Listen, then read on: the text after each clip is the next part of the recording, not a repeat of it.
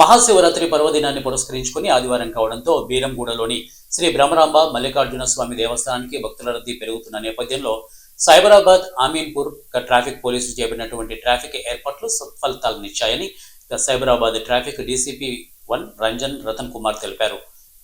గత ఏడాది ఎదురైన ఇబ్బందులను దృష్టిలో ఉంచుకొని ఈసారి ముందస్తుగా ప్రణాళికలో భాగంగా పార్కింగ్ స్థలాలను పెంచడంతో పాటు వాహనాల రాకపోకలను క్రమబద్ధీకరించామని వారన్నారు. సౌకర్యాలు, భద్రతా ఏర్పాట్లు, పార్కింగ్, ట్రాఫిక్ నిర్వహణపై సమీక్షించారు.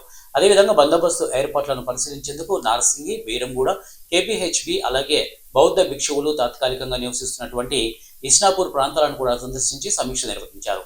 ఆదివారం మహాశివరాత్రి పర్వదినం కావడంతో భక్తులు భారీగా తరలి వచ్చారు. రద్దీని నియంత్రించేందుకు దర్శనాలు సాఫీగా సాగేందుకు లా అండ్ ఆర్డర్, ట్రాఫిక్ పోలీసులు, క్రైమ్ టీంలు, షీ టీమ్స్ సిబ్బంది సమన్వయంతో పనిచేశారని అన్నారు. 50 సీసీ కెమెరాల ద్వారా క్యూలైన్ల పరిస్థితిని, డ్రోన్ల సాయంతో ట్రాఫిక్ కదలికలను ఎప్పటికప్పుడు పర్యవేక్షించారు. ఎక్కడా వాహనాలు నిలిచిపోకుండా ప్రత్యేక బలగాలను మోహరించారని అన్నారు. రొటేషన్ పద్ధతిలో క్యూలైన్లను క్లియర్ చేస్తూ భక్తులకు ఎలాంటి అసౌకర్యం కలగకుండా చర్యలు తీసుకున్నారు.